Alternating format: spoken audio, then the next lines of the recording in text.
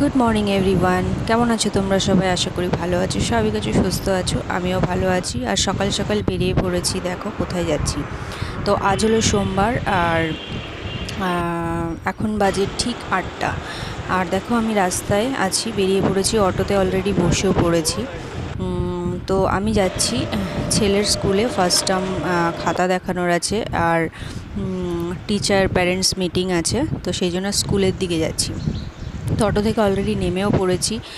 আর দেখো আর ওই 2-3 minute হাঁটলেই school. এই দেখো স্কুলের সামনে দাঁড়িয়ে টোকেন নেওয়ার জন্য দাঁড়িয়েছিলাম, আর তারপরে ক্লাসে ঢুকে পড়েছি। খাতাগুলো দিয়ে দিয়েছিল, দেখছিলাম। আর ছেলে এত শরীর খারাপ থাকার সত্ত্বেও পরীক্ষার আগে প্রচুর ওকে নিয়ে ভুগেছি, তারপরেও খুব ভালো এক্সাম দিয়েছে, ফুল মার্কসই পেয়েছে প্রায় প্রতিটা সাবজেক্টে। তারপরে দেখো হয়ে গেছে। তো অনেক দিন বাদেই আর কি সবার সাথে দেখা, তো বাসেই ছিলাম। দেখো চলে এসেছি, আর এখন পাপাকে এসে দেখলাম পাপা ওঠেনি, তারপর ওকে তুলে ব্রেকফাস্ট করেছি। আজকে ব্রেকফাস্টে কী আছে দেখো, আজকে খাবো হলো দুধ ব্রেড। অনেকদিন ধরে ইচ্ছে ছিল দুধ ব্রেড খাবো, কিন্তু খাওয়া হচ্ছিল না। তো পাপা খেতে যায় না, তাও জোর করে 2 পিস খাওয়াচ্ছি, আর আমি খাবো দুধ ব্রেড। দুধ বাতাসা দিয়েছি এর মধ্যে, বাতাসা দিয়েই খাই, চিনি দিই না। বাতাসা ব্রেকফাস্ট সেরে পাপাকে পড়তে বসাবো, তখন দেখছি হঠাৎ করে অন্ধকার করে এলো, আর বৃষ্টিও পড়ছিল। বেশ ভালো লাগছিল, প্রচণ্ড গরম ছিল। তো দেখো পাপা পড়াশুনো করছে বসে।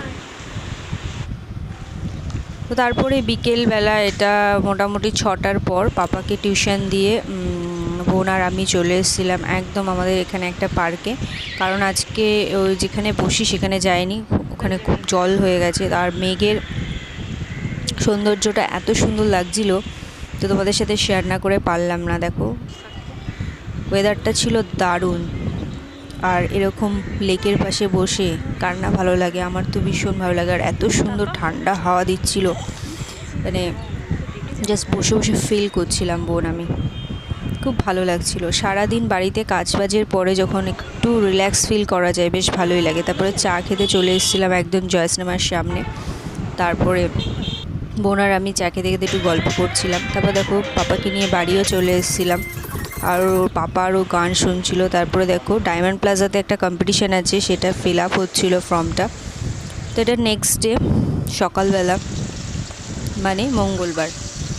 তো দেখো আমি অলরেডি মাছ ভাজতে বসিয়ে দিয়েছি, আর আলু দিয়ে রুই মাছের ঝোল করে নিয়েছিলাম। বড়িটা দেবো ভেবেছিলাম, ভুলে গেছি। তো দাদা ভাইয়ের খাবার রেডি করব।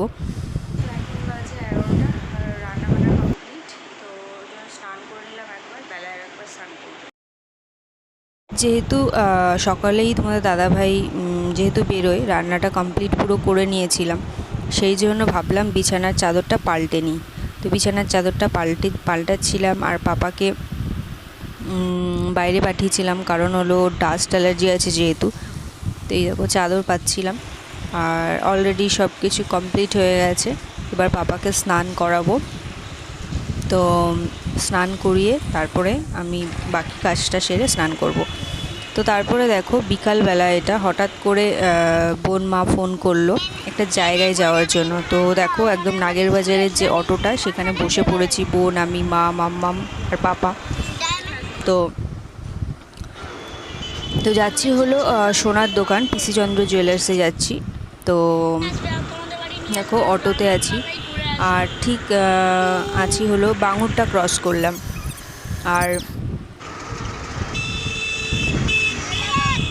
প্রচণ্ড গরম ছিল কাল। আর এই দেখো ঠিক আমিনিয়া ডায়মন্ড প্লাজার ওখানটাতেই ছিলাম। তো পাপা আর মাম্মাম খুব ডায়মন্ড প্লাজা যাওয়ার জন্য বায়না করছিল, এদিক দিয়ে গেলেই ওদেরকে নিয়ে যেতেই হবে। তো আজকে আর যাব না, কারণ 24 তারিখে ওদের এমনিতেই ডায়মন্ড প্লাজাতে একটা ড্রয়িং কম্পিটিশান আছে, সামার ক্যাম্প। তো সেই দিনই যাব। তো বোন আর আমি দেখো অটো থেকে সবাই নেমেই পড়েছিলাম। আর এই দেখো পিসি চন্দ্রে ঢুকছিলাম, কেননা সব জায়গায় ভিডিও অ্যালাউ নেই, সেই জন্য করিনি। তারপরে পাপা আর মাম্মাম এসে চাউমিন খাচ্ছিল। আর তারপরে দেখো আমি যখন বাড়ি ফিরছিলাম, মা ওকে ওই কোল্ড ড্রিঙ্কস চা সব কিনে দিচ্ছিলো। তারপর দেখো তোমার দাদাভাইকে এসে চা করে দিলাম। তো